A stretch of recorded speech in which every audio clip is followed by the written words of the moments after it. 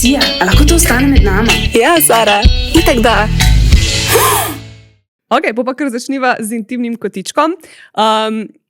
Rekla sem, da bom jaz začela, ne? Ja. In to zato. Ker danes govorimo o eni mojih najljubših igračk. Jaz bom zdaj na začetku itak, ker vam vse moje najljubše igračke predstavlja. No, niti ne, bom v bistvu tale ena mojih najljubših.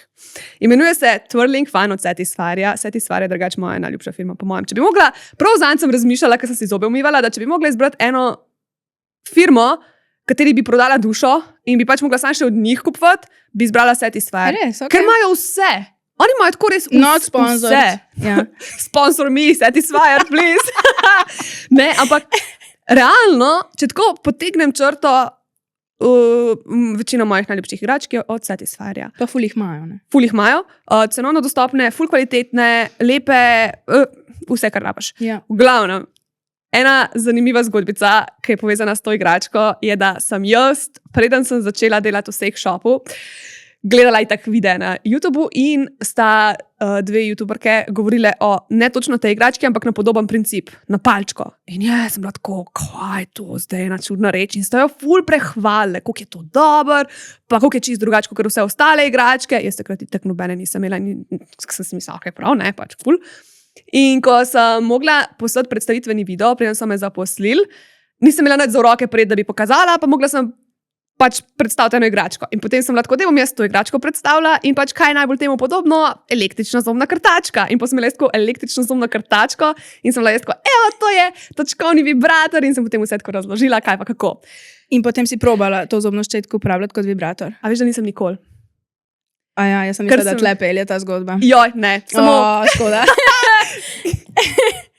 sorry, ker sem te razočarala. Ampak potem pa preskočimo kakšno leto kasneje, ko sem potem jaz to dejansko sprobala. Sem jaz del tako na full circle, veš pač. Da sem jaz o tem govorila, še prej sem sprobala, zdaj pa lahko končno sprobala. In jaz sem bila pač, lahko si predstavljaš, full visoka pričakovanja. In pa, ko sem jaz to prvič sprobala, sem bila kar malo razočarana. Tako sem bila pa ne vem, no, ni mi bilo ne vem kaj, ful se mi zdi, tudi ko jo sam probaš, ne vem, na roki, pač to ni nič. To nič ne čutiš v bistvu skoraj. Pač, ker so to nežne vibracije. In jaz sem bila tako, sem si mislila, že še prej sem sprovala tako, to bo pa mogoče malo bolj tako žalostno. Ampak sem mi dala priložnost in pol ni bilo to ne vem kaj. Ampak, jaz vedno govorim vsem, pač moraš dati ti igrački več priložnosti, ker konc koncev, jaz lahko, uporabljam Power Flower, pa mi kdaj tudi ne bo všeč. Ja. Kdaj pač nisi in the mood for it.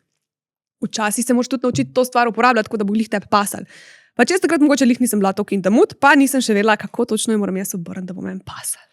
In pa sem jaz to neparkrat sprobala in naštudirala, kaj moram jaz narediti.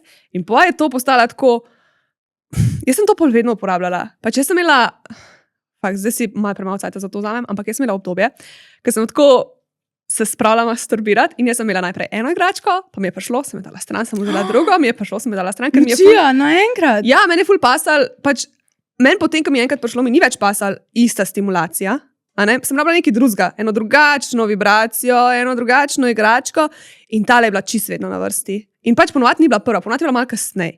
Ponovadi je bila tako druga ali pa tretja. In jaz sem ugotovila, da me najbolj paše, ne? To se pravi, če je to klitoris, tale členek, Ja. pa to sta ustnice.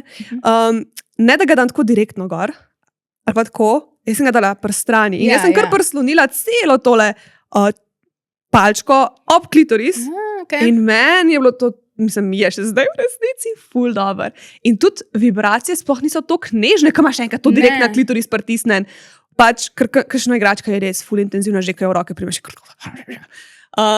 Ta je pa tako res perfektna. In sploh, veš, ne vem, pri meni, potem, ko mi pride, kaj je že malo bolj občutljiv klitoris, meni pa še, da je vse malo manj intenzivno. Sicer pol na koncu, sem že na največji intenziteti, ampak tako začnem na malo manj in mi je res huda. Veš, kako pa jaz tega uporabljam?